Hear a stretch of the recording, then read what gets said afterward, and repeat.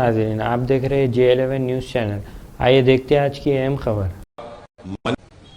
ہم اپنے بزرگوں کی ان قربانیوں کو یاد کریں اور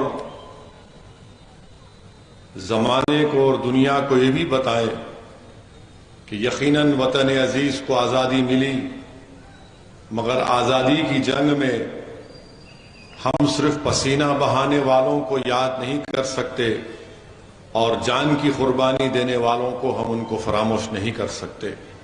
جنہوں نے پسینہ بہایا، قلعہ کی جو جنگ ہوئی ہم اس کو نہیں بھول سکتے، اور 4 مئی 1799 کو جو شیر ٹیپو سلطان شہید رحمت اللہ علیہ نے جو انگریزوں کے خلاف لڑائی، ہم اس کو نہیں بھول سکتے۔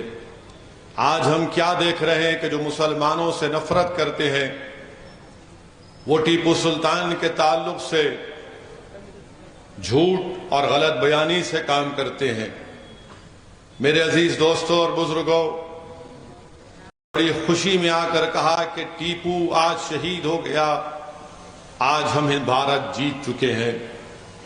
میرے عزیز دوستوں اور بزرگوں، عظیم ٹیپو سلطان کی زندگی پڑھنے کے لائق ہے، اور میں آپ سے گزارش کروں گا کہ جناب الیاس ندوی بھٹکلی کی جو کتاب ہے ٹیپو سلطان کے اوپر، اس کو ضرور اس کا مطالعہ کریں۔ اگر نوجوانوں کو وقت ملا، جس کو اردو نہیں آتی، انگریزی میں بھی وہ کتاب دستیاب ہے، کیونکہ ٹیپو سلطان کی زندگی کے واقعات پڑھنے سے ہی ہم کو معلوم ہوگا کہ ٹیپو سلطان کی انگریزوں سے جنگ اور ٹیپو سلطان کی شہادت کیسے بھارت کو آزادی دلانے کا ایک راستہ بتاتی ہے۔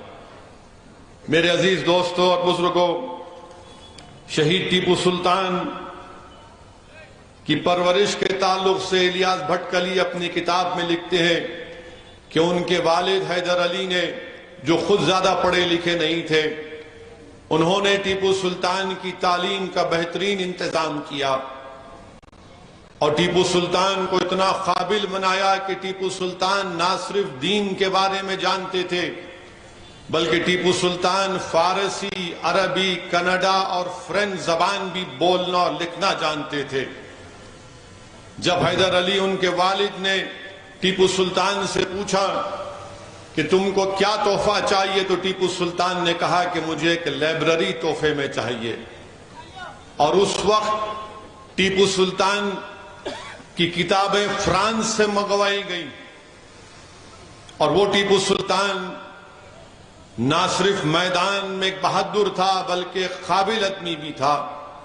میرے عزیز دوستوں اور بزرگوں، تاریخ یہ بتاتی ہے کہ ٹیپو سلطان نے 17 سال کی عمر میں انگریزوں سے مقابلہ کیا۔ ٹیپو سلطان شہید نے 17 سال کی عمر میں انگریزوں سے مقابلہ کیا، اور ٹیپو سلطان جب سلطان بنے اپنے والد کے انتقال کے بعد تو صرف 17 سال ان کی حکومت رہی۔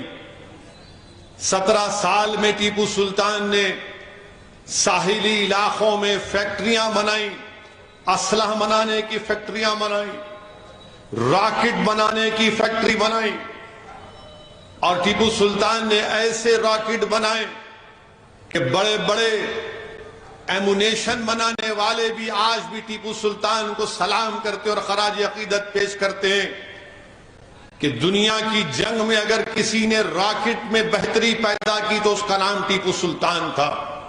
ٹیپو سلطان، اب بھائی صاحب خاموش بیٹھیے، یہ سیاسی جلسہ نہیں ہے۔ ٹیپو سلطان نے سلک کی فیکٹری قائم کی، ٹیپو سلطان نے اس وقت ٹائپ بنانے کا طریقہ ایجاد کیا اور اردو اخبار ٹیپو سلطان نکالتا تھا۔ پہلی جنگ ٹیپو سلطان نے 17 سال کی عمر میں انگریزوں کے خلاف لڑی۔ دوسری جنگ ٹیپو سلطان نے 1880 4 سال ٹیپو اور حیدر علی نے انگریزوں سے جنگ لڑی۔ تنجور میں ٹیپو سلطان کو کامیابی ملی، اور اس 4 سالہ جنگ کے دوران حیدر علی رحمت اللہ علیہ کا انتقال ہو جاتا ہے۔ تیسری مرتبہ ٹیپو سلطان نے جنگ لڑی تو انگریزوں کے ساتھ مراٹھا اور نظام تھے. ٹیپو سلطان کو کامیابی نہیں ملی. ٹیپو سلطان کو کامیابی نہیں ملنے کا غم اتنا تھا کہ مورخ لکھتا ہے کہ ٹیپو سلطان اس وقت سے تیسری جنگ جو انگریزوں کے خلاف لڑی ٹیپو سلطان نے، وہ زمین پر پتھر پر سوتے تھے. ان کو اتنی تکلیف تھی کہ میں انگریزوں سے کامیابی حاصل نہیں کر سکا.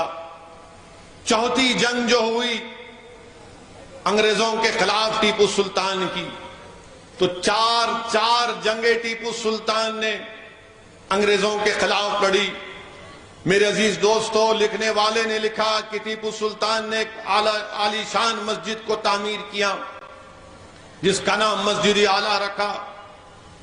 ٹیپو سلطان نے اس میں 4 کتبے تعمیر لکھوائے اس وقت کے مشہور خطاطوں سے. اس میں ایک کتبے میں مسجد کا ذکر، ایک میں اللہ سبحانہ وتعالیٰ کے 99 اسماء حسنہ، ایک کتبے میں رسول اللہ صلی اللہ علیہ وسلم کے 99 اسماء گرامی، اور چوتھے کتبے میں ٹیپو سلطان نے جہاد پر خطاطوں سے لکھایا.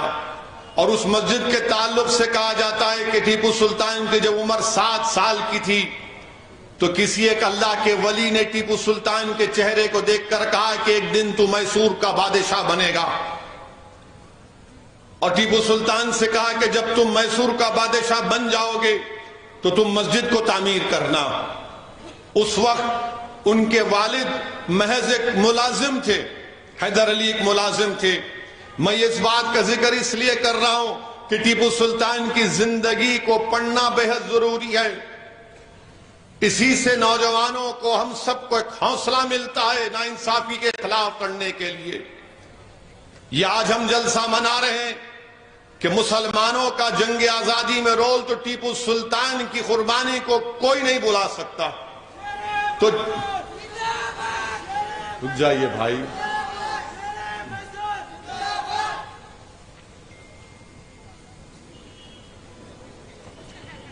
چوتھی جنگ جو ٹیپو سلطان کی ہوئی،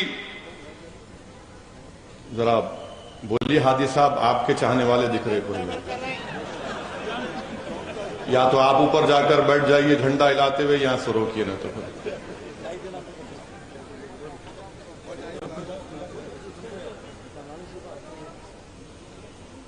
میرے عزیز دوستوں اور بزرگوں، چوتھی جو جنگ انگریزوں سے ہوئی، یہ لفظ 4 کو یاد رکھو آپ. 4 جنگیں ٹیپو سلطان نے انگریزوں سے کی. اور ہمارے پڑوسی ریاست میں کرناٹک میں ٹیپو سلطان اور ساورکر کے اوپر بحث ہو رہی ہے. تو ٹیپو سلطان 4 بار انگریزوں سے جنگ لڑے، اور جب چوتھی جنگ ہوئی ٹیپو سلطان کی انگریزوں سے، تو میر صادق نے غداری کی.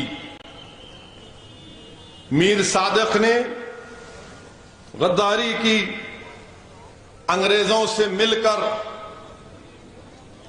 میر صادق نے ٹیپو سلطان کے قلعے پر جو توپیں تھی اس میں بارود نہیں، مٹھی رکھ دی. اور واقعات میں آیا کہ 4 مئی کے دن جب ٹیپو سلطان ظہر کی نماز پڑھ کر بیٹھے تھے، تو 4 مئی کے دن ظہر کی نماز پڑھ کے ٹیپو سلطان جب کچھ کھانا چاہ رہے تھے، ایک لقمہ اپنے منہ میں ڈالا، تو ان کے پاس یہ خبر آئی کہ انگریز قلعے میں داخل ہو گئے اور سید عبدالغفار شہید ہو گئے ہیں. تو ٹیپو سلطان نے اپنے کھانے کو چھوڑا. ان کے گھوڑے کا نام طاؤس تھا، گھوڑے کو منگایا، بندوق کو اپنے گلے میں ڈالا، تلوار منگائی، اور کہا کہ آج فیصلے کا دن ہے. اور ٹیپو سلطان اپنے قلعے میں ڈوڈی دروازے کی طرف، دلی دروازے کی طرف جانا شروع کر دیے. تو میر صادق نے انگریزوں کو بتایا کہ سلطان ٹیپو شہید نکل چکے ہیں. جب ٹیپو سلطان ڈوڈی دروازے کی طرف جاتی ہیں تو وہاں پر انگریزوں کا داخلہ ہو چکا تھا. ٹیپو سلطان ان سے مقابلہ کرتے ہیں.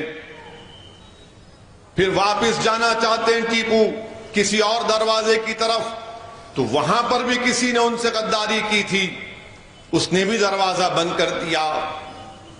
آپ اندازہ لگائیے کہ یہ شخص نماز ظہر سے مغرب کے وقت تک لڑتا رہا۔ انگریزوں سے یہ شخص ٹیپو سلطان نماز ظہر سے مغرب تک لڑتا رہا۔ ایک نو مسلم ان کا خادم تھا، وہ بھی انگریزوں کو اپنا ضمیر بیچ چکا تھا۔ ٹیپو اس سے پلٹ کر کہتے تھے کہ تھوڑا پانی پلا دے، مگر اس نے پانی نہیں دیا۔ ظہر سے لے کر مغرب آ گئی، اب سورج غروب ہونے والا ہے، ٹیپو تھک چکے ہیں۔ ایک گولی جسم پہ ٹیپو کی لگ جاتی ہے اور ٹیپو مقابلہ کرتے رہتے ہیں، کیونکہ ٹیپو نے اللہ سے وعدہ کیا تھا کہ اللہ جب تک میرے جسم میں جان رہے گی میں ان کافر انگریزوں سے مقابلہ کرتا رہوں گا۔ پھر ان کے سامنے جو ایک اور غدار تھا، وہ انگریزوں سے انگلی سے اشارہ کر کہتا ہے کہ یہی سلطان ہے، اس کو مار دو۔ میرے عزیز دوستوں اور بزرگوں، لکھنے والے نے اچھا لکھا کہ ٹیپو سلطان نے سبط رسول صلی اللہ علیہ وسلم کی سنت پر چل کر یہ بتا دیا، جس طرح کربلا کے میدان میں آل رسول اور امام حسین کو پیاسا رکھا گیا تھا، ٹیپو نے بھی سبط رسول امام حسین اور آل رسول کی سنت پر چل کر بتا دیا کہ ظالموں سے مقابلہ ہوگا اور پنجہ آزمائی ہوگی۔ آپ اندازہ لگائیے کہ ظہر سے لے کر ٹیپو لٹ رہے ہیں، مغرب کا وقت آ گیا، گولیاں چلتی ہیں ٹیپو سلطان کے اوپر، ایک نہیں 3 گولیاں ٹیپو کو لگتی ہیں، تو ٹیپو گرتے ہیں۔ تو ایک گورا انگریز آ کر ٹیپو سلطان کے جسم کو ہاتھ لگاتا ہے، تو ٹیپو سلطان کی غیرت جاگتی ہے۔ ٹیپو سلطان یہ کہتے ہیں کہ تو نجس ہے، تو میرے جسم کو کیسے ہاتھ لگا سکتا ہے؟ ٹیپو پھر کھڑے ہو جاتے ہیں اور اس انگریز جو آپ کے جسم کو ہاتھ لگا کر آپ کے جسم سے جو ہیرا لینا چاہتا تھا، ٹیپو اس پر وار کرتے ہیں۔ وہ اپنی بندوق کی نال سے اب ٹیپو کے وار کو روکتا ہے۔ لکھنے والے نے لکھا کہ ٹیپو نے اپنے اطراف میں جتنے انگریز تھے ان کو واصل جہنم کیا، تو ایک انگریز ان کی دائیں کن پٹی پر بندوق لگا کر گولی چلا دیتا ہے اور ٹیپو کی روح پرواز کر جاتی ہے۔ میرے عزیز دوستوں اور بزرگوں، جب ٹیپو شہید ہو جاتے ہیں، گر جاتے ہیں، انگریز یقین نہیں کرتے۔ انگریز یہ سمجھتے ہیں کہ ٹیپو فرانسیسی سپاہیوں کے ساتھ کسی اور جگہ پر نکل گئے، مگر بعد میں ان کا جو نو مسلم خادم تھا جو اپنا ایمان بیچ چکا تھا، وہ آ کر نشاندہی کرتا ہے کہ ہاں یہ ٹیپو سلطان کی لاش ہے۔ انگریز نے جب دیکھا تو ٹیپو سلطان کی آنکھیں کھلی تھیں، اور لکھنے والے نے لکھا کہ ایسا لگ رہا تھا کہ ٹیپو اپنی آنکھوں سے انگریزوں سے کہہ رہا ہے کہ دیکھو میری آنکھ ابھی بند نہیں ہوئی ہے۔ ٹیپو کی آنکھیں کھلی تھیں۔ انگریز جنرل نے جب ٹیپو کے جسم کو ہاتھ لگایا تو دیکھا کہ جسم گرم تھا ٹیپو کا، تو لکھنے والے نے لکھا کہ روح تو پرواز کر گئی تھی، مگر ٹیپو کا جسم اور روح انگریزوں کے اس ملک سے بھگانے کے لیے کھو چکی تھی۔ میرے عزیز دوستوں اور بزرگوں، ٹیپو سلطان وہ سلطان تھا جس کے پاس کشتیاں تھی، ایک نہیں 40 کشتیاں ٹیپو کے پاس تھی۔ اس نے اپنا وفد بھیجایا تھا سلطنت عثمانیہ کے خلیفہ کے پاس، اور جب وہ وفد گیا تو ٹیپو نے یہ کہا کہ جب تم اس وقت استنبول کو جب وفد جا رہا تھا، ٹیپو نے کہا کہ راستے میں کربلا پڑے گا، امام حسین کے آستانے پر جا کر میرا سلام پہنچانا۔ ٹیپو سلطان کی قربانی کی ایک بہت بڑی کتاب، ایک داستان ہے میرے عزیز دوستوں اور بزرگوں، مگر آج وطن عزیز میں ایسے لوگ ہیں جو ٹیپو سلطان سے نفرت کرتے ہیں اور ٹیپو سلطان کی قربانی کو مٹانا چاہتے ہیں۔ ٹیپو نے 4 مرتبہ انگریزوں سے جنگ کی اور ساورکر نے 4 مرتبہ انگریزوں سے معافی کا خط لکھا. یہ فرق ہے ٹیپو میں اور ساورکر نے. ٹیپو نے جنگ لڑی تلوار کے ساتھ اور 17 سال ٹیپو کو ہمیشہ مقابلہ کرنا پڑا انگریزوں سے, تو کبھی نظام وقت سے تو کبھی مراٹھاؤں سے. اور تاریخ نے بتا دیا کہ جو غداری کرتے ہیں ان کا بھی حال دنیا نے دیکھ لیا کہ وہی میر صادق کو, ٹیپو کے ایک کڑپا کے وفادار جنرل تھے, انہوں نے کہا کہ میر صادق کیا تو یہ سمجھتا کہ ہم نہیں جانتے کہ ہماری صفوں میں غدار کون تھا؟ اگر آج اللہ ہم کو فتح کر دے گا تو کل صبح میں ٹیپو تم کو پھانسی پر لٹکا دے گا. مگر میر صادق ہنستا ہے تو وہ کڑپا کے ٹیپو کے وفادار جنرل ایک تلوار اٹھا کر میر صادق کی گردن اڑا دیتے ہیں. اور جب ٹیپو ڈوڈی دروازے کی طرف جا رہا تھا تو ٹیپو نے میر صادق سے کہا میں جانتا ہوں تو غدار ہے, مگر یاد رکھ نسل در نسل زمانہ ایسا آئے گا کہ لوگ تجھے دیکھ کر تھوکیں گے. اور وقت ایسا ہی آیا, آج بھی اگر کوئی لوگ میر صادق کی قبر کے پاس سے گزرتے ہیں تو کہتے ہیں کہ گندی بدبو آ رہی, یہاں سے ہٹ جاؤ. یہ غداروں کا حال ہوتا ہے. میرے عزیز دوستوں اور بزرگوں, پھر ٹیپو سلطان کے تعلق سے بہت سی باتیں ہمارے مسلمانوں سے نفرت کرنے والے کہتے ہیں کہ ٹیپو ہندوؤں کے خلاف تھا.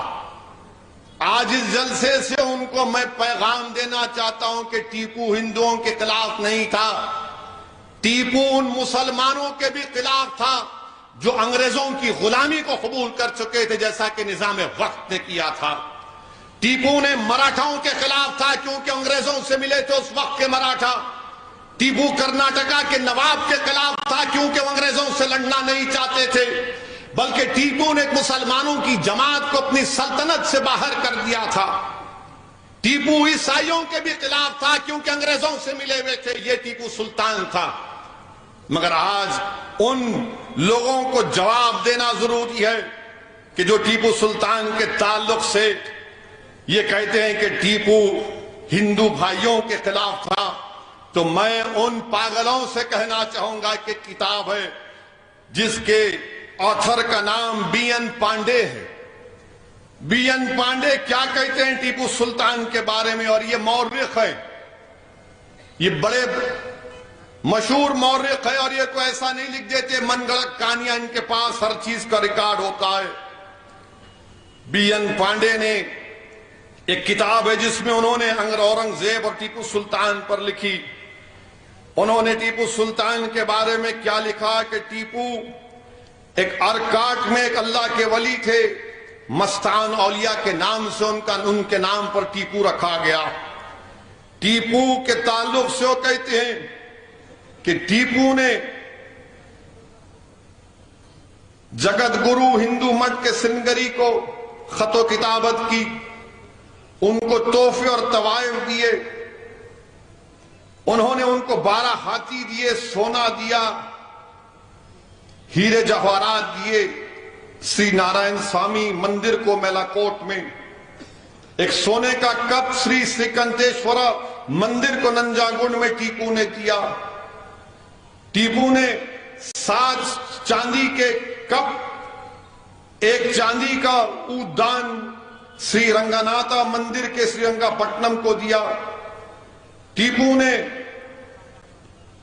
پیسے دیے کنجاویرم کی مندر کی تعمیر کے لیے. ایک چیریٹ تہوار ہوتا تھا, ٹیپو اس میں بھی اپنی حکومت کی طرف سے پیسے دیتے تھے تاکہ پٹاخے پھوڑے جائے. ٹیپو زمینات دیے گنڈی کوٹ کی مندر کو, یہ بی این پانڈے لکھتے ہیں. ٹیپو نارائن سوامی مندر کو زمینات دیے, چنا کے سوامی مندر کو جو منچور میں ہے ٹیپو نے زمینات دیے. ٹیپو نے پولی وندالا میں وہاں پر اس مندر کو انعام لینڈ دیے. یہ تمام چیزیں کیا بتاتی ہیں, ٹیپو نے جو کرسچین کمیونٹی میں سیرین کرسچین ہوتے ان کے انتظام کیا. آرمینین عیسائیوں کے لیے ٹیپو نے ان کو پوری سہولتیں فراہم کی. टीपू ने जो गोवा का आर्च बिशप था ईसाई, उसको कहा कि आप कैथोलिक प्रीस्ट को भी जाइए ताकि जो मैसूर में ईसाई हैं उनको उससे फायदा मिल सके। ये तमाम चीजें क्या बताती हैं? अगर असदुद्दीन ओवैसी गलत कह रहा है तो बीएन पांडे तो गलत नहीं कह सकता ना। ये बीएन पांडे कह रहे हैं टीपू सुल्तान के बारे में, रहमतुल्लाह अलैह के बारे में। मेरे अजीज दोस्तों और बुजुर्गों, और टीपू सुल्तान के बारे में यह भी बात मशहूर है कि जब मराठाओं से जंग होती थी, उस वक्त के मराठाओं से 2 मरतबा टीपू सुल्तान जंग में जब वहां की मराठा खवातीन उनके कब्जे में आई तो टीपू सुल्तान ने उनको अलहदा इंतजाम किया और अपनी फौज के साथ उन खवातीन को वापस मराठाओं के हवाले किया। ये टीपू सुल्तान की तारीख है। कौन लिख रहा है? ये बीएन पांडे लिख रहा है। मेरे अजीज दोस्तों और बुजुर्गों, बीएन पांडे लिखते हैं कि टीपू सुल्तान ने अपनी जिंदगी में कभी शराब को हाथ नहीं लगाया। यकीनन टीपू सुल्तान एक मुसलमान था, 5 वक्त नमाजी था, मगर टीपू सुल्तान किसी दूसरे मजहब के खिलाफ नहीं था। मेरे अजीज दोस्तों और बुजुर्गों, टीपू सुल्तान ने जब अमेरिका को 4 जुलाई 1783 में आजादी मिली तो अमेरिका की आजादी पर टीपू ने 108 तोपों की सलामती अमेरिका को पेश की। आप बताइए कितना दूरंदेश था। नेपोलियन के पास लोगों को भिजाया। टीपू ने निजाम वक्त के पास कई खतों किताबत करे कि आओ मिलते हैं, मिलकर लड़ते हैं। हमारा दुश्मन अंग्रेज है, गुलामी कबूल नहीं करना चाहिए अंग्रेजों की। टीपू के कई खतों किताब, बल्कि उस वक्त के निजाम वक्त का नाम याद नहीं आ रहा, टीपू ने जाकर जब उनके वालिद जिंदा थे मुलाकात की, उनको हाथी दिए, जवाहरात दिए, तो उस वक्त के निजाम ने टीपू को खिताब दिया था कि नसीबुद्दौला का खिताब दिया था। मेरे अजीज दोस्तों और बुजुर्गों, ये टीपू सुल्तान के वाकयात हैं। ये टीपू सुल्तान के बारे में बीएन पांडे ने अपनी किताब में लिखा। मैं आपसे गुजारिश करूंगा नौजवानों से कि टीपू की जिंदगी का मुताला करें। और जो लोग आज मुसलमानों से नफरत की बुनियाद पर टीपू सुल्तान से नफरत करते हैं, तुम बताओ फिर बीएन पांडे जो लिख रहा है वो सच है या झूठ है? अगर झूठ है तो तुम बताओ तुम्हारे पास क्या रिकॉर्ड है? हां, बादशाह वक्त है, अगर कोई बादशाह के खिलाफ लड़ेगा तो बादशाह मजहब नहीं देखता था। मेरे अजीज दोस्तों और बुजुर्गों, वहीं पर अगर ये बात भी अगर इनको समझ में नहीं आई तो भारत की आजादी के बाद 1950 में हमको पहला आईन मिला, कॉन्स्टिट्यूशन मिला। उस आईन की जब किताब बनाई गई थी, उस किताब में भारत के कॉन्स्टिट्यूशन में उन तमाम लोगों की तस्वीर है जो आज भाजपा के लोग टीपू से नफरत करते हैं। बताओ, क्या तुम सरदार पटेल से ज्यादा अक्लमंद थे? या तुम हो कि सरदार पटेल की मौजूदगी में जो भारत की आईन कॉन्स्टिट्यूशन बनने के बाद एक किताब छापी गई थी, कानून साज असेंबली, कॉन्स्टिट्यूट असेंबली कहते हैं, उस किताब में टीपू सुल्तान की फोटो है। उस किताब में टीपू सुल्तान की फोटो है, झांसी की रानी की फोटो है, राम लक्ष्मण सीता की फोटो है, गौतम बुद्ध की है, महावीर की है, गुरु गोविंद की है, अकबर बादशाह की है। अब बताओ ये लोग क्या कहेंगे? जब जिन्होंने आजादी की लड़ाई लड़ी और भारत का आईन बनाया, उस पहली किताब में टीपू की फोटो डाली तो ये को बड़ी पेट में दर्द होता है आज भी। मेरे अजीज दोस्तों और बुजुर्गों, हमको टीपू सुल्तान की कुर्बानी को याद रखना पड़ेगा। टीपू सुल्तान की कुर्बानी को याद रखना पड़ेगा। जब टीपू लड़ रहे थे, अंग्रेजों ने तीनों तरफ से उनको महासरे में ले लिया था, तो उनका 9 मुस्लिम خادم جو اپنا ضمیر بیچ چکا تھا پکار کر کہا کہ ٹیپو ہتھیار ڈال دو، انگریز تم کو تمہاری شان کے مطابق تم کو عزت دیں گے۔ تو ٹیپو نے کہا کہ نہیں نہیں، مجھے ایسی عزت نہیں چاہیے جس میں انگریزوں سے مجھ کو غلامی کرنا پڑے گا۔ تاریخ بتاتی ہے کہ آج جتنے بھارت میں رجواڑے ہیں، جتنے بڑے بڑے خاندان جنہوں نے بھارت کے کونے کونے میں حکومت کی تھی، کیا تم نے مقابلہ کیا تھا انگریزوں سے؟ جھانسی کی رانی نے کیا تھا، ٹیپو نے کیا تھا، بتاؤ کتنے راجاؤں نے کیا تھا؟ ٹیپو نے پرواہ نہیں کی اپنے خاندان کی، اس کا خاندان کبھی وہاں سے نکال کر بنگال لے کر چلے گئے، کلکتہ سے ٹولی گنج لے کر چلے گئے۔ میرے عزیز دوستوں اور بزرگوں، ٹیپو نے انگریزوں کی غلامی کو قبول نہیں کیا۔ وہیں پر ہم دیکھتے ہیں عزیز دوستوں، مورخ لکھتا ہے کہ جب ٹیپو سلطان کی لاش کو جنازے کی نماز کے بعد قبرستان کی طرف لے جایا جا رہا تھا، تو آپ اندازہ کر سکتے ہیں کہ مئی کے زمانے میں گرمی کا موسم ہوتا ہے، خوب گرمی تھی، اور جب ٹیپو کا جنازہ جا رہا تھا تو اس میں ہندو بھی رو رہا تھا، کیونکہ جب ٹیپو انگریزوں سے مقابلہ کر رہا تھا تو ہندو مائیں بہنیں اپنی جانوں کو بھی قربان کر رہی تھی ٹیپو کے لیے، کہہ رہے تھے کہ سلطان نہیں مرے گا، ہم ٹیپو سے پہلے مریں گے۔ جب ٹیپو کا جنازہ جا رہا تھا تو مورخ لکھتا ہے کہ گرمی اتنی شدت کی تھی کہ سناٹا تھا، لوگ رو رہے تھے، کوئی اپنے بالوں کو کھینچ رہا تھا، اور جب ٹیپو کو دفنانے کے بعد انگریزوں نے اپنی بندوقوں سے ٹیپو کو سلامی دینے کے لیے ہوا میں فائرنگ کی، تو مورخ نے لکھا کہ قدرت نے ایک عجیب منظر پیش کیا کہ آسمانوں سے بجلی کڑکنا شروع ہو گئی، آسمان ٹیپو کی شہادت پر رو رہا تھا، اتنی بجلی کڑک رہی تھی کہ انگریزوں کی بندوقوں کی گولیوں کی آواز ان بجلیوں کے سامنے ختم ہو گئی۔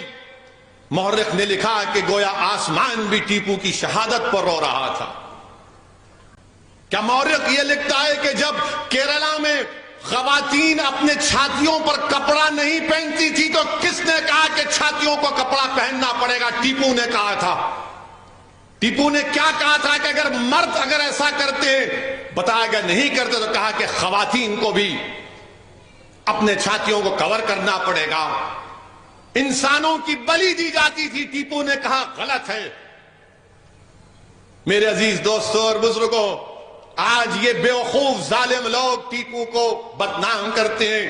2018 میں برطانیہ میں ایک مشہور و معروف آکشن کی کمپنی، حراج کی کمپنی، اس کا نام کرسٹیز ہے، کرسٹیز، انہوں نے ٹیپو کے انگوٹھی حراج کی۔ اس کی قیمت جب میں پڑھا تو تعجب کر رہا تھا۔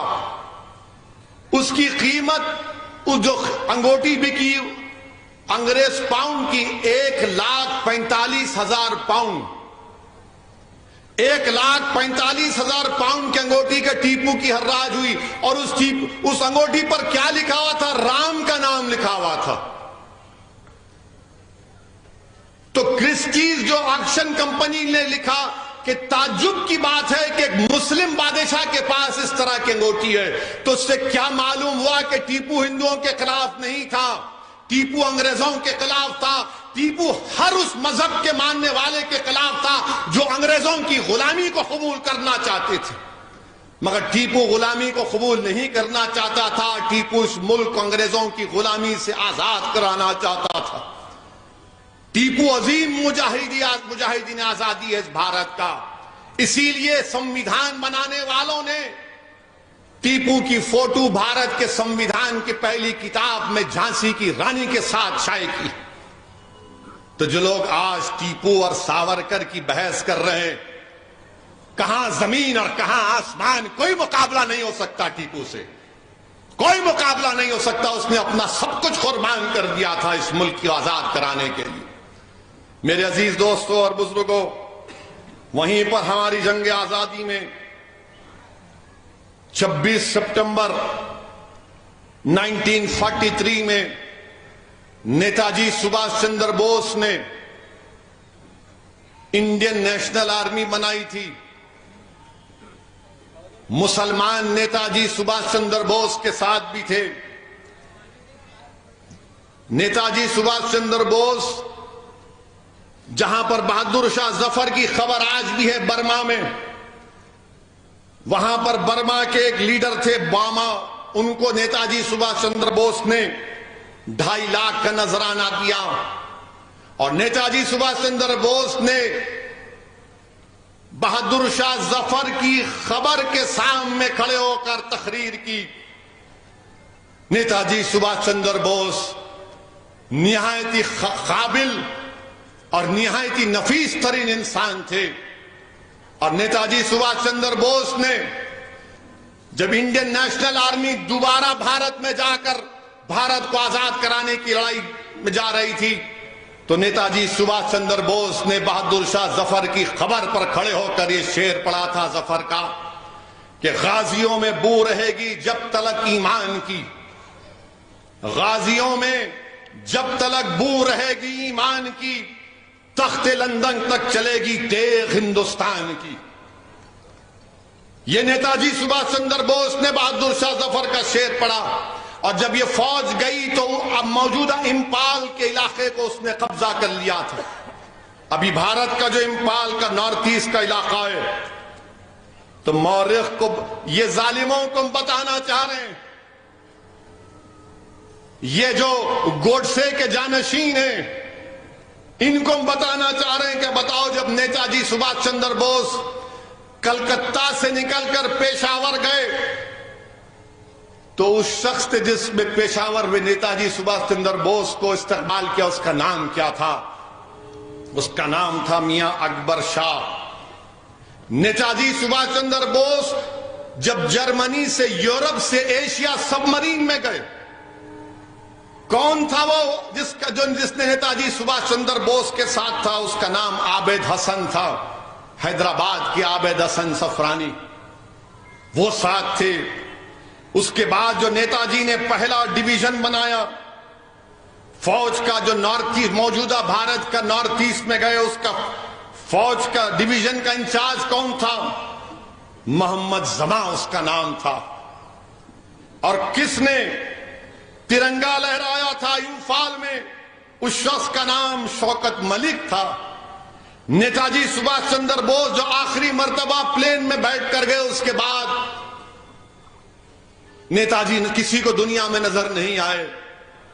کون تھا نیتاجی کے ساتھ ان کے زندگی کے آخری سفر میں؟ اس کا نام حبیب الرحمان تھا. اس کا نام حبیب الرحمان تھا. نیتاجی سبھاش چندر بوس کے تعلق سے جب وہ سنگاپور میں تھے تو سنگاپور میں آ کر کسی نے کہا کہ سنگاپور کی مندر میں چلو نیتاجی سبھاش چندر بوس، مگر صرف آپ آ سکتے، آپ کی آرمی کے لوگ نہیں آ سکتے. تو نیتاجی نے کہا کہ اگر سبھاش چندر بوس آئے گا تو سب میرے ساتھ آئیں گے. یہ نیتاجی سبھاش چندر بوس تھے. اور پھر وہاں پر دوسری جنگ عظیم کے بعد انگریزوں نے جاپان کو ہرایا اور سنگاپور پر قبضہ کیا، تو وہاں سے ان لوگوں کو گرفتار کر لیا گیا تھا. لال قلعے میں ایک بہت مشہور مقدمہ چلا. 5 نومبر 1945 کو لال قلعے میں مقدمہ چلا، اور نیتاجی کی فوج میں جو لوگ تھے سپاہی ان کو لایا گیا. اور پھر مہاتما گاندھی ان نیتاجی کے سپاہیوں سے ملنے گئے تھے انڈین نیشنل آرمی کے. تو مہاتما گاندھی نے ان سپاہیوں سے پوچھا سبھاش چندر بوس کے کہ تم کیسے ہو؟ تو انہیں کہا ہم اچھے ہیں. کسی چیز کی شکایت ہے؟ تو سپاہیوں نے کہا کہ گاندھی جی ہم کو جیل میں رکھا گیا ہے لال قلعے میں، مگر ہم کو چائے دی جاتی ہے، ایک ہندو کی چائے اور مسلمان کی چائے ہے، یہ کیسے؟ تو مہاتما گاندھی نے پوچھا پھر تم نے کیا کیا؟ تو انہوں نے کہا گاندھی ہم نے ہندو اور مسلمان کی چائے اور ہندو مسلمان کا کھانا ملا کر کھانا کھاتے ہیں. ہم نہ ہندو کی چائے پیتے ہیں، نہ ہندو کی چائے پیتا ہے، نہ مسلمان کی چائے پیتا ہے. میرے عزیز دوستوں اور بزرگوں، اسی لال قلعے کے مقدمے میں ایک آواز آ رہی تھی، نعرے لگ رہے تھے پورے بھارت میں. کیا نعرے لگ رہے تھے پورے بھارت اور دلی کی گلی کوچوں میں؟ کہ لال قلعے سے آئی آواز، سنگل، دلہن اور شاہ نواز. کون تھے سنگل؟ سنگل نیتا جی پریم سہگل ان کا نام تھا. گربخش، دلہن اور شاہ نواز، جنرل شاہ نواز تھے. ان تینوں کو سزا دی گئی تھی. طوفان مچ گیا دلی میں، انگریزوں کو پیچھے ہٹنا پڑا، اور جنرل شاہ نواز بعد میں میرٹھ سے 4 مرتبہ کے MP بنے. منسٹر آف اسٹیٹ ریلویز بھی جنرل شاہ نواز تھے.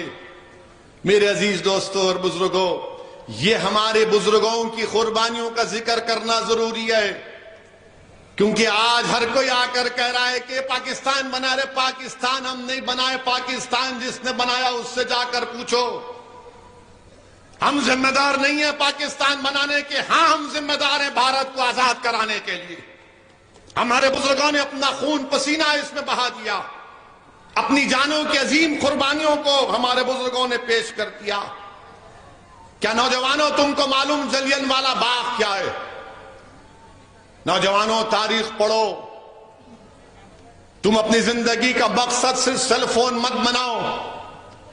تمہاری زندگی کا مقصد صرف انسٹاگرام یا سنیپ چیٹ نہیں ہے. تمہاری زندگی کا مقصد یہ کہ کتنے لائکس تمہاری فوٹو پر آئے. تمہاری زندگی کا مقصد یہ بھی ہونا چاہیے کہ تم تاریخ پڑھو، اپنی بزرگوں کی قربانیوں کو یاد کرو. جلین والا باغ کب ہوا؟ 13 اپریل 1919 کو جلین والا باغ ہوا. اس وقت کے مجاہدین آزادی کو گرفتار کر لیا گیا تھا رولٹ ایکٹ کے خلاف. سیف الدین، ڈاکٹر سیف الدین کچلو. تو ہندو، مسلمان اور سکھ نکل گئے، احتجاج کرنے کے لیے نکل گئے. تو اس وقت انگریز جنرل ڈائر آیا اور دیکھا کہ مجمع سناٹا ہے. ایک شخص تقریر کر رہا ہے. جنرل ڈائر کو بڑی تکلیف ہوئی، اس کے غرور کو، اس کے انا کو ٹھیس پہنچی. اس نے فوج سے کہا گولی چلاؤ، فائر کرو. 1000 لوگ مر گئے اس میں. 1000 لوگ مر گئے، بچے، بوڑھے، ضعیف، سب مر گئے اس میں 1000 لوگ. اور اس جلین والا باغ میں مرنے والوں کا نام آپ کے سامنے رکھتا ہوں. عبد الخالق صاحب، کارپیٹ فیکٹری کے ملازم، 70 سال کے ہیں. عبداللہ ولد لال محمد 20 سال کے. احمد دین کریم بخش کے بیٹے 20 سال کے. احمد خان 11 سال کا بچہ، کم سن بچہ. برکات احمد 20 سال کے. الہی بخش، فتح محمد، شمس الدین، شیخ جان، عمر بخش، فیروز الدین. یعنی ہندو مسلمان سب کا، سکھ کا خون اس میں شامل تھا، کیونکہ بھارت کو آزاد کرنا تھا. میں اس لیے ذکر کر رہا ہوں میرے عزیز دوستوں اور بزرگوں، تاکہ جلین والا باغ میں مسلمان بھی شہید ہوئے یاد رکھنا ضروری ہے، ہندو بھائیوں کے ساتھ اور سکھ بھائیوں کے ساتھ. اور مورخ، انگریز مورخ لکھتا ہے The Other Side of Mutiny میں ایک چشمدید عورت کا واقعہ لکھتا ہے کہ وہ عورت اپنے شوہر کو تلاش کرنے نکلی تو لاشوں کے ڈھیر سے اس کی شوہر کی لاش نکلی. وہ غم میں نڈھال ہو کر اپنی شوہر کے لاش کے پاس بیٹھ گئی تو اس نے دیکھا کہ ایک بچہ، 10 معصوم بچہ، کم سن بچہ رو رہا ہے، زخمی ہے. تاریخ میں آیا کہ 1000 لوگوں کو جنرل ڈائر نے گولی مار کر ہلاک کیا. اتنے ہی 1200 کے قریب لوگ زخمی تھے. ایک کم سن بچہ تھا تو یہ خاتون اس بچے کو دلاسا دے رہی تھی اور بچہ کہہ رہا تھا کہ مجھے میری اماں یاد آ رہی ہے، تم مت جاؤ یہاں سے، تم میرا ہاتھ چھوڑ کر مت جاؤ. وہ عورت یہ کہتی ہے، وہ انگریز مورخ کو، کہ میں نے کئی لوگوں کو پانی کی بھیک مانگتے سنا، میں نے کئی زخمیوں کو دیکھا. اس عورت نے کہا کہ میں نے کتوں کو اس لاشوں کو کھاتے ہوئے دیکھا. یہ ملک کو ہم کو آزادی ملی، ایسے نہیں ملی میرے عزیز دوستوں اور بزرگوں. ٹیپو سلطان کے ساتھ 10,000 لوگوں نے جام شہادت کو نوش فرمایا تھا. 10,000 لوگ ٹیپو سلطان کے ساتھ شہید ہوئے. جلیان والا باغ میں 1,000 لوگ شہید ہوئے. یہ عورت چشمدید گواہ ہے. چوری چورا کا واقعہ، چوری چورا کے پولیس اسٹیشن کے پاس کون ذمہ دار تھا چوری چورا کا؟ عبداللہ اور لال محمد. عبداللہ اور لال محمد چوری چورا کے واقعے کے مجاہدین تھے. اور انگریزوں نے کیا کیا؟ چوری چورا میں بھون دیا لوگوں کو. عبداللہ اور لال محمد کو پھانسی کے تختے پر لٹکا دیا. چوری چورا کا واقعہ پڑھو. یہ لوگ وہ لوگ تھے جو اپنے کاروبار کے اعتبار سے چوڑیاں بیچتے تھے. آج ہم نے کیا کر دیا؟ مدھیہ پردیش اندور میں وہی چوری چورا کے چوڑی بیچنے والوں کا ایک شخص جب چوڑی بیچنے گیا تو وہاں پر مدھیہ پردیش میں اس کو جیل میں ڈال دیا گیا انہیں سے لگا کر کہ اس نے کسی سے چھیڑخانی کی. 75 سال کی آزادی کا جشن منا رہے ہیں، چوری چورا کے ان جانشینوں کو جیل میں ڈال دیا جاتا ہے. میرے عزیز دوستوں اور بزرگوں، نوجوانوں، کیا تم جانتے ہو کہ شولاپور میں گاندھی کو گرفتار جب معلوم ہوا تو شولاپور شہر میں عبد الرشید اور قربان حسین نوجوان تھے. گاندھی کی گرفتاری کی خبر ملی تو شولاپور کے ماحول کو انہوں نے گرم کر دیا اور کہا کہ گاندھی کو گرفتار کیا گیا، اور پورے شولاپور میں احتجاج کیا. اور انگریزوں نے عبد الرشید اور قربان حسین پر بغاوت کا الزام لگا کر یہ شولاپور کے ان عظیم مجاہدین کو تختے پر لٹکا دیا. مسلمانوں، کیا تم جانتے ہو کہ شیخ مظہر نانوتوی کون تھے؟ علماء جانتے ہیں شیخ مظہر نانوتوی کون تھے. اور شیخ مظہر نانوتوی رحمت اللہ علیہ کی ایک عادت تھی کہ اپنی زبان سے ہمیشہ اپنے ہونٹ کو چوستے رہتے تھے. اپنی زبان سے اپنے ہونٹ کو چوستے رہتے تھے. لوگ بولتے یہ کیا کرتے ہیں حضرت؟ اپنی زبان سے ہونٹ کو چوستے رہتے ہیں، کیا وجہ ہو؟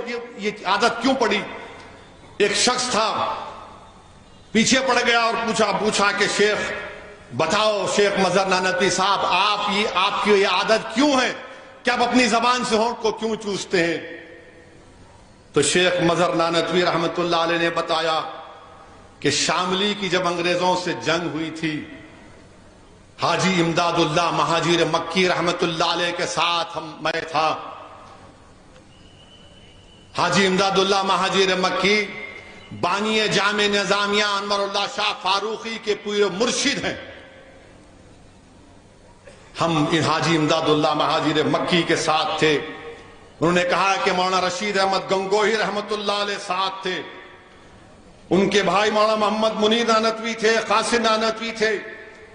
شیخ مظہر نانوتوی کہتے ہیں کہ میرے پیر میں گولی لگی اور میں اچانک کیا دیکھتا ہوں کہ آسمان سے حوریں اتر رہی ہیں. آسمان سے حوریں اتر رہی ہیں اور جس کی روح قبض ہونے والی روحیں ان سے کہہ رہی یہ لو، یہ اپنا، یا ان کے ہاتھوں میں ایک جام تھا، اس کو پیو، اس کو پیو. تو اچانک ایک حور شیخ مظہر نانوتوی کے پاس آ کر ان کو بھی پیالہ دیا اور وہ اپنا پیالہ منہ کو لگائے تھے کہ ایک اور آ کر کہا کہ نہیں، اس کا وقت ابھی نہیں آیا ہے، اس کا وقت ابھی نہیں آیا ہے. تو شیخ مظہر نانوتوی نے کہا کہ میں نے تھوڑا سا اس کی مٹھاس کو اپنے لب پر محسوس کیا تو ہمیشہ اس کو یاد کرتا ہوں. یہ ہمارے بزرگوں کی قربانیاں ہیں. اور آج جب مسلمانوں کو جیل میں ڈال کر، جھوٹے کیسوں میں ڈال کر، مدرسوں کے بچوں کو جیل میں ڈال کر کہا جاتا ہے کہ یہ حوروں کی خواہش میں ملک سے غداری کر رہے ہیں، ارے ظالموں، شیخ مظہر نانوتوی کی قربانی کو پڑھو. جب ان کے سامنے عظیم علماء کرام ان کی روحیں قبض کی جا رہی تھی تو شیخ مظہر نانوتوی رحمت اللہ علیہ کہہ رہے کہ اللہ نے آسمان سے حوروں کو بھیجا اور ان شہیدوں سے کہا کہ پلاؤ ان کو یہ جام. جن مدرسوں کے علماؤں نے اس ملک کو آزاد کرانے کے لیے اپنا سب کچھ قربان کر دیا، آج تم انہی مدرسوں کو بدنام کرتے ہو. انہی مدرسوں کو بدنام کرتے ہو. تم نے کیا کیا بدنام کرنے والوں؟ تم کو ملک کے بارے میں معلوم ہی نہیں. ارے بھارت سے وفاداری کا سرٹیفکیٹ ہم سے پوچھنے والوں یا تم بانٹنے والے ہو؟ بتاؤ صبح 4 بجے اگر کوئی اٹھتا ہے تو سجدہ کرتا ہے اسی بھارت کی سرزمین پر تہجد کی نماز میں. فجر کی نماز ہوتی ہے پر بھارت کی سرزمین کو سجدہ کرتا ہے. ظہر کی نماز میں، عصر کی نماز میں، مغرب کی نماز میں، عشاء کی نماز میں، نفل سنت موقدہ میں. ارے مجھ سے زیادہ اس زمین پر سجدے کرنے والا کوئی ہے ہی نہیں، کیونکہ مجھے زمین سے محبت ہے. اور پھر بولتے کہ یہ بھارت تمہارا نہیں ہے، تم دوسرے درجے کے شہری بنا دیے جاؤ گے. ظالموں یاد رکھو، ہم مسلمانوں کا عقیدہ یہ ہے کہ جب اللہ سبحانہ و تعالیٰ نے حضرت آدم علیہ السلام کو دنیا میں بھیجا تو حضرت آدم علیہ السلام جو سب کے ڈیڈی ہیں، بابا ہیں، وہ بھارت کو آئے تھے. علماء موجود ہیں، پوچھ لیجئے. حضرت آدم علیہ السلام بھارت سے کئی مرتبہ حج کرنے گئے، وہ بھارت کو نہیں چھوڑے، حج کر کے واپس آئے. اور ہمارا عقیدہ یہ ہے کہ سب حضرت آدم علیہ السلام کی نسل سے ہیں، وہ سب کے باپ ہیں. میرے عزیز دوستوں اور بزرگوں، چھوڑو یہ باتیں جو مسلمانوں سے نفرت کرتے ہیں. اگر جہالت کی بنا پر کرتے ہیں تو میں ان سے اپیل کر رہا ہوں کہ تاریخ کا مطالعہ کرو.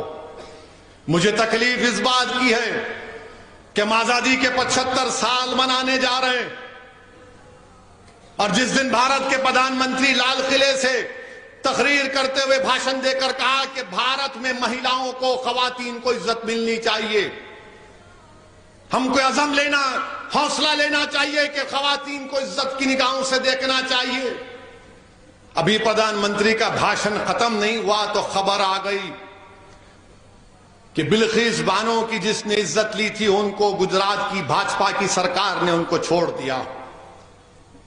پردھان منتری نے اپنی تقریر میں بیگم حضرت محل کا ذکر کیا. کون تھی بیگم حضرت محل؟ بیگم حضرت محل اپنے کم سن بچے کے ساتھ ہاتھی پر بیٹھ کر انگریزوں سے مقابلہ کیا تھا. ہاتھی پر بیٹھ کر شہید احمد اللہ ان کے ساتھ تھے. بیگم حضرت محل نے لکھنؤ کی ریزیڈنسی پر حملہ کر دیا، بلکہ انہوں نے ایک جنگ بھی جیتی تھی. بیگم حضرت محل نے ایک جنگ بھی جیتا. میرے عزیز دوستوں اور بزرگوں، انگریز پوری فوج کو جمع کیے. بیگم حضرت محل کو لڑتے لڑتے نیپال میں پناہ لینا پڑا. آج بھی ان کی خبر نیپال کی جامع مسجد میں بیگم حضرت محل کی خبر ہے. بی اما کون تھی؟ پردھان منتری آپ جانتے ہیں بی اما کون تھی؟ بھاجپا والوں، بی اما برقع پہن کر naan cooperation quit India movement میں تقریر کرتی تھی کہ گاندھی نے کہا بی اما سے. بی اما بیوہ تھی. کون تھی؟ بیٹا بیمار تھا، شوہر جیل میں تھا، تو اس میوات کی بہادر ماں نے خط لکھا اپنے شوہر سے، کہا کہ خبردار اپنے بیٹے کی بیماری کا بہانہ مت بنا کر انگریزوں کے خلاف، انگریزوں سے سمجھوتا نہیں کرنا. بتائیے پردھان منتری کا اس طرح خراج عقیدت پیش کریں گے حضرت محل کو، بی اما کو؟ کہ اسی لیے بی اما حضرت محل نے اس ملک کے لیے قربانی دی کہ ان کی بیٹی جس کا نام بلقیس بانو ہے اس کو عزت لوٹنے والوں کو چھوڑ دیا جائے گا؟ کون ہے بلقیس بانو؟ 2002 میں بلقیس بانو کو گجرات کے اس پروگرام میں، جینوسائیڈ میں، بلقیس بانو کو اس کے پڑوسیوں نے اس کی عزت لوٹی. وہ بلقیس بانو جو پڑوسیوں کو چچا کہتی تھی، ان چچاؤں نے بلقیس بانو کی عزت لوٹی. وہ بلقیس بانو جس کے ہاتھ میں چوڑیاں تھیں، اس نے اس کی عزت لوٹنے والوں کی دکان سے اس وقت چوڑیاں پہنی ہوئی تھی، اس نے اس کی بلقیس بانو کی عزت لوٹی. بلقیس بانو حاملہ تھی جب اس کی عزت لوٹی گئی. بلقیس بانو کی 3 سال کی بچی تھی جس کو اس کی سامنے اس 3 سال کے بچی کو لے کر اس کے سر کو پتھر سے مار کر قتل کر دیا گیا. اس کے بعد باری باری سے ظالموں نے بلقیس بانو کی عصمت ریزی کی. بلقیس بانو کے سامنے اس کی ماں کو اور 4 رشتہ داروں کی عزت لوٹ کر ان کا قتل کر دیا گیا. بلقیس بانو برہنہ ہو چکی تھی. کپڑوں کا ٹکڑا لے کر آدی واسی بھائیوں بہنوں کے پاس بھاگتے چھپتے پھری, وہ کپڑا دیے. بلقیس بانو کے شوہر نے اپنی بیوی کو ہمت دلائی. میں سلام کرتا ہوں بلقیس بانو کے شوہر کو.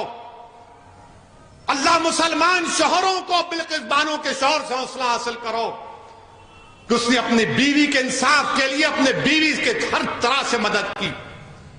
2004 میں مقدمہ عائد ہوا. پولیس بلقیس بانو کی کہانی کو یقین نہیں کر رہی تھی. بلقیس بانو نے پولیس کے خلاف کیس کیا. میڈیکل ڈاکٹروں نے جھوٹی رپورٹ دی. بلقیس بانو نے ان کے خلاف رپورٹ کی, مقدمہ کیا. اس کا مقدمہ گجرات سے باہر ممبئی میں ہوا. ٹرائل کورٹ میں سزا ہوئی, پھر بمبے ہائی کورٹ میں ان کو سزا دی گئی. میرے عزیز دوستوں اور بزرگوں, 75 سال کی آزادی کا امرت اتسو منا رہے ہیں اور بھارت کی ایک بیٹی کے ساتھ اس طرح کا سلوک کر دیا جاتا ہے کہ اگر کسی کی بیٹی کی عزت لوٹی جائے گی اور اس کو کہا جائے گا کہ کیا تم راضی ہو کہ تمہاری بیٹی کی عزت لوٹی گئی, اس کی بیٹی کو قتل کر دیا گیا, اس کے پیٹ میں جو حمل تھا وہ ضائع ہو گیا, اس کو چند سال کے بعد چھوڑ دیا جائے گا, تم راضی ہو؟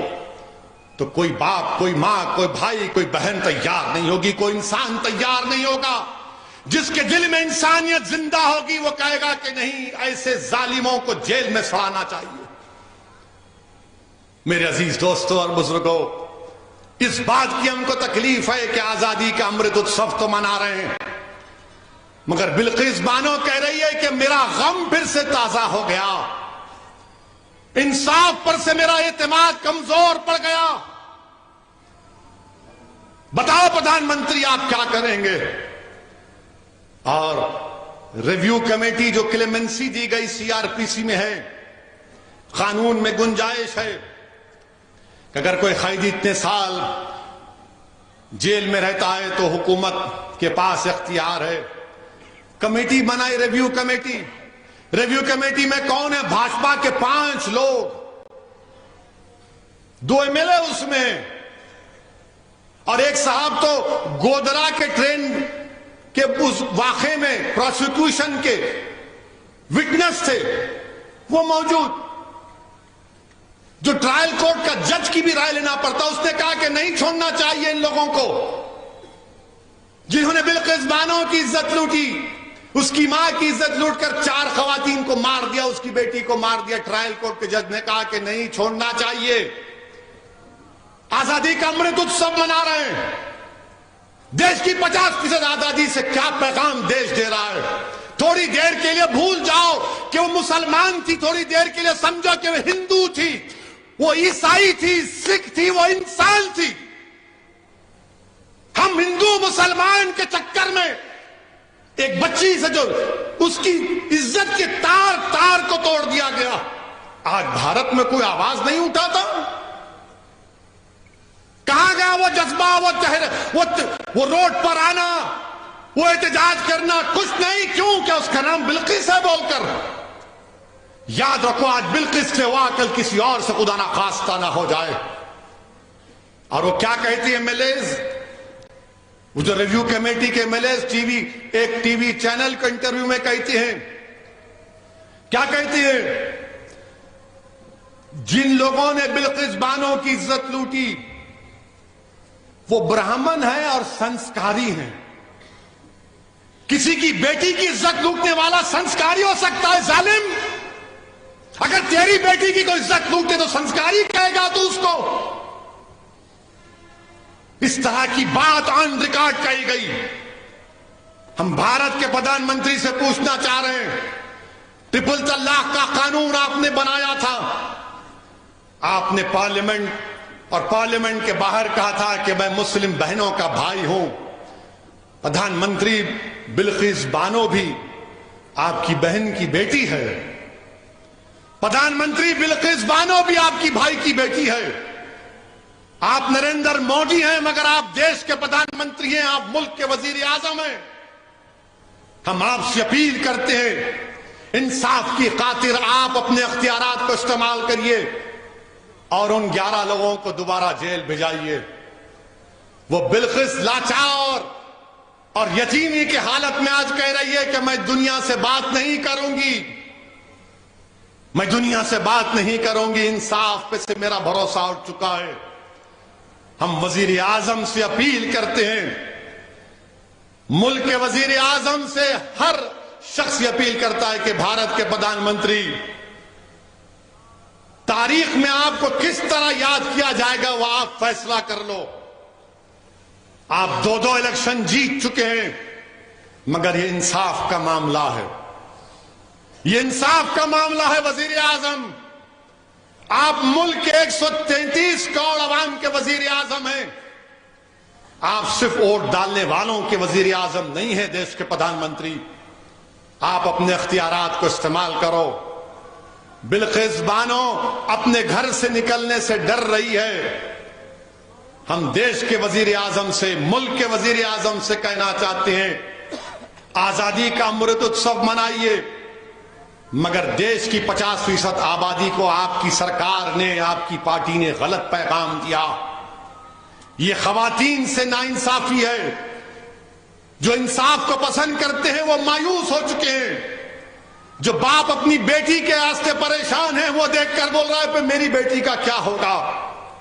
اس ملک میں کوئی دن نہیں جاتا جب ہماری خواتین پر ظلم نہیں کیا جاتا. کیا ظلم کرتے ہیں. انسان نہیں ہے جو عورتوں پہ ظلم کرتے, تم حیوان ہو, یاد رکھو. جو خواتین پر ظلم کرتا ہے وہ انسان نہیں ہے, حیوان ہے. تم کمتر جاہل بھی نہیں بلکہ تم اس جنگل کے شیر سے, حیوان سے ذلیل آدمی ہو جو خواتین پر ظلم کرتے. مرد کا مطلب یہ نہیں ہے کہ تم خواتین پر ظلم کرو. اور وہ ظالموں کو جب جیل سے چھوڑا گیا تو پھول کا ہار, مٹھائیاں بانٹی جا رہی ہیں. یہ سنسکار ہے. سوچ لو تھوڑی دیر کے لیے, اتنا بڑا مجمع ہے, میری آواز جو ویڈیو پر لوگ سن رہے ہیں, تم عالم تصور میں جا کر سوچو کہ بلقیس تمہاری بیٹی ہے اور اس کو عزت لوٹنے والوں کو اس طرح کا سلوک کیا جا رہا ہے. اگر تمہارے خون سے, آنکھ سے خون کے آنسو نہیں نکلیں گے تو تمہارے دل میں دھڑکتا ہوا دل نہیں رہے گا. مٹھائی کھلائی جا رہی ہے, پیر پڑے جا رہے ہیں. اچھا, اس میں ایک وائٹ شرٹ پہنا ہوا ایک آدمی بھی تھا, جا کر دوبارہ دیکھو ویڈیو. وائٹ شرٹ پہنا ہوا آدمی کون تھا معلوم آپ کو؟ وہ خواجہ اجمیری شیخ معین الدین چشتی کے آستانے پہ جو بم بلاسٹ ہوا تھا, اس میں 2 RSS کے لوگ ممبرز کو سزا ہوئی تھی, اس میں سے ایک شخص تھا. وہ کھڑا ہوا ہے وہاں پر. میرے عزیز دوستوں اور بزرگوں, اسی لیے میں نے اپنی تقریر میں کہا تھا کہ بھارت میں اگر سب سے غیر محفوظ کوئی سمجھتا ہے اپنے آپ کو تو مسلمان. آج بھارت میں اگر سب سے زیادہ کوئی سمجھتا ہے کہ اس کی عزت نہیں کی جاتی تو مسلمان. تو میڈیا کے لوگوں نے بڑا واویلا مچایا. اب بتاؤ, میں تم کو کہہ رہا ہوں, کیا سمجھے گا مسلمان؟ بتاؤ. تم نے بلقیس کو مسلمان بنا دیا, مجھے اس کا غم ہے. بلقیس کو تم بھارت کی بیٹی اگر بنا لیتے تو مجھے غم نہیں ہوتا, مگر تم نے بلقیس کو مسلمان بنا لیا اور تم نے بلقیس کی تکلیف کو بھلا دیا. مگر یاد رکھو, ظلم ایک دن ختم ہوگا انشاءاللہ تعالی. ظلم کرنے والوں نے ٹیپو کی جان لے لی اور کہا کہ ٹیپو ختم ہو گیا, مگر آج ہم دیکھتے ہیں کہ ظالم آج نظر نہیں آتا, ٹیپو کو شہید کرنے والے نظر نہیں آتے.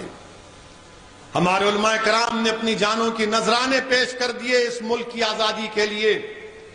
یاد رکھو ظلم کی زیادہ زندگی نہیں ہوتی ہے، انشاءاللہ تعالی ظلم ختم ہوگا۔ میرے عزیز دوستوں اور بزرگوں، میری آپ سے صرف یہی اپیل ہے کہ ہم 75 سال کی آزادی کا جشن منا رہے ہیں۔ یہ آزادی ہم کو آسانی سے نہیں ملی میرے عزیز دوستوں اور بزرگوں۔ ابھی ہم نے سنا کہ شیخ الہند مالٹا کی جیل میں تھے،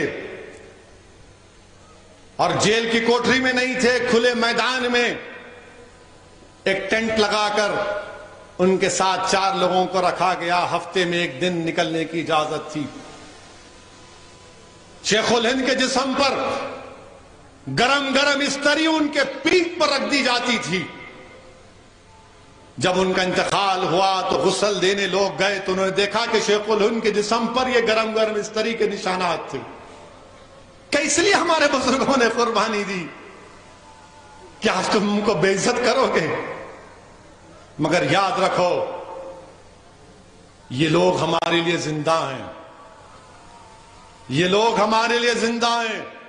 ہم ان کو زندہ رکھیں گے، اور کیسے زندہ رکھیں گے؟ ان کے راستے پر اپنی زندگی گزاریں گے، وہی ایثار اور قربانی کے مظاہرے کریں گے، سنویدھان کے دائرے میں رہ کر انشاءاللہ تعالی ظالم کے ظلم کو روکیں گے۔ میرے عزیز دوستوں اور بزرگوں، اپنے ہمت اور حوصلے کو برقرار رکھیے، ایک طاقت بنیے۔ ٹیپو سلطان سے غداری کرنے والے مسلمان، سراج الدولہ سے غداری کرنے والے مسلمان، نواسہ رسول امام حسین پر پانی بند کرنے والے مسلمان، تو رسول اللہ صلی اللہ علیہ وسلم کو ارشاد مبارک کو یاد رکھیے کہ رسول اللہ صلی اللہ علیہ وسلم نے فرمایا تھا اخرج فإنک منافق، پہچانو ان منافقین کو، ان اپنی صفوں سے پہچانو کہ کون تمہارا دوست اور دشمن ہے۔ صبح قیامت تک یہ لوگ رہیں گے، مگر آپ سے اپیل کر رہا ہوں کہ پہچانو اپنوں کو اور اپنے سے ظلم کرنے والوں کو۔ تم کو دوست اور دشمن کی پہچان کی ضرورت ہے، کون تمہارا ہمدرد ہے، کون تمہارا ہمدرد نہیں ہے، پہچانو اس کو۔